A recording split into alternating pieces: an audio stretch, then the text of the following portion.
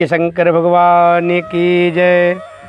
आज आप लोग जानेंगे 2024 में जीवित पुत्र का व्रत कब है, कौन सा ऐसा शुभ समय है, उस दिन किस समय सुबह सरगी खाएं और किस डेट में आपको, किस तारीख में जीवित पुत्र का व्रत 2024 में रखना है और कब पारण करना है।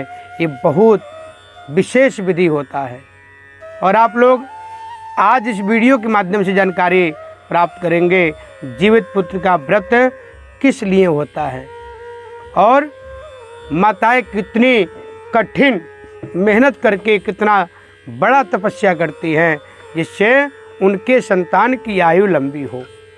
ये जो जीवित पुत्र का व्रत है ये माताएं संतान के लिए रखती हैं।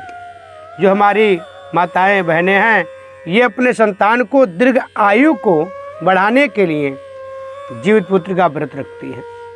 और जीवित पुत्र का व्रत बिना कुछ खाए पिए निराहार रख करके किया जाता है।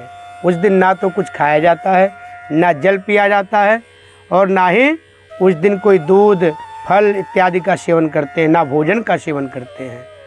ये सब कुछ त्यागना पड़ता है। ये बहुत कठिन तपस्या है। देखिए हमारी माताएं बहनें कितना अपने शरीर को कष्ट देती हैं, वो लोग कितना तपती हैं, अपने शरीर को कितना तपाती हैं।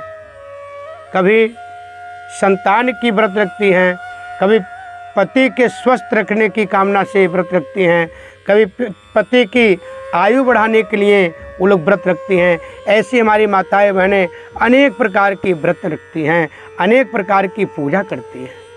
ऐसे हमारे सनातन धर्म में ऐसे ऐसे व्रत और उपासना हमारे संतों और बड़े बड़े विद्वानों ने बना करके हम लोग को दे गए हैं।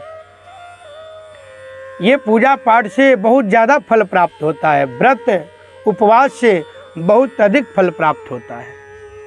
क्योंकि जब हम कोई भी प्रेयर करते हैं, कोई भी प्रार्थना करता है, सीधे यहाँ से कनेक्ट हो जाता है भगवान श्री हरि से। भगवान से जब कनेक्ट होते हैं तो जो भी आप प्रार्थना करते हैं, जो भी मनोकामना आप मांगते हैं तो स्वयं उनके पास पहुंचता है। फिर वो अपने भक्तों की अभिलाषा, अपने भक्तों की मनोरथ पूर्ण करते हैं। ये जो जीवित पुत्र का व्रत है इसमें सुबह सुबह सरगी खाया जाता है। इसका बहुत विशेष महत्व है और सबका प्रथा अलग अलग है, सबका नियम अलग अलग है। जैसे जिसके कुल में चलता आ रहा है, इसके परिवार में जो विधि और जो परंपरा चलती आ रही है उसी के हिसाब से हमें ये सारी व्रत और सारी उपासनाएं किया जाता है। तो सुबह जब हम लोग सरगी खाते हैं हमारी माताएं बहनें, तो उसमें किसी किसी के यहाँ एक प्रथा है, दही चूड़ा चीनी फल चाय और नींबू भी उसमें डाल करके नींबू पानी भी पीते, क्योंकि बहुत ज़्यादा प्यास लगता है। तो नींबू पानी जब पीते हैं वो लोग तो उससे थोड़ा प्यास से कम लगता है, तो शरीर को दिक्कत न हो इसलिए नींबू पानी भी पिया जाता है। किसी किसी के यहाँ पूड़ी सब्जी और फल इत्यादि, चाय इत्यादि, दूध इत्यादि लिया जाता है। किसी के यहाँ केवल फल का ग्रहण करते हैं, किसी के यहाँ केवल मिष्ठान ग्रहण किया जाता है। तो सबका प्रथा अलग अलग सरगी खाने का है। 2024 में 26 सितंबर 2024 को जीवित पुत्र का व्रत है और सुबह उसी दिन सरगी खाना है 26 तारीख को और अगले दिन आपको उसका पारण करना है। सॉरी, इस वीडियो में जो बोला गया तिथि वो है 25 तारीख। जीवित पुत्र का व्रत 25 तारीख का है, तो आप लोग ध्यान रखेंगे 2024 में 25 सितंबर 2024 को जीवित पुत्र का व्रत है।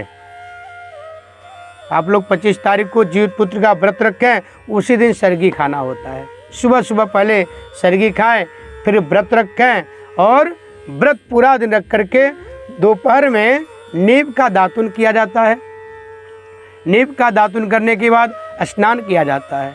अब इसमें मैं एक शुभ समय बताऊंगा जो ऐसा अमृत समय है जिस समय माताएं बहनें पूजन करती हैं और माताएं बहनें कथा श्रवण करती हैं। वो मैं शुभ समय बताने जा रहा हूँ।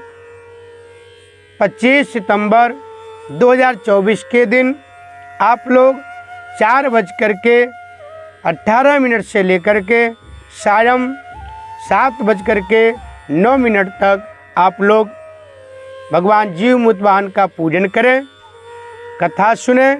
कथा सुनने के बाद आप लोग, एक प्रथा है बरियार का पेड़ हिलाने का, उसको आप लोग जाकर के हिलाएं। इस शुभ समय में अगर आप लोग ये कथा सुनते हैं, पूजन करते हैं, तो बहुत अधिक फल प्राप्त होने वाला है। और अगले दिन पारण का जो समय है, और किस दिन पारण करना है, कौन सी तारीख में, तो आप लोग जान लें। 26 सितंबर 2024 सुबह 8:15 से लेकर के 10 बजे के बीच में आप लोग जीवित पुत्र का व्रत का पारण करें।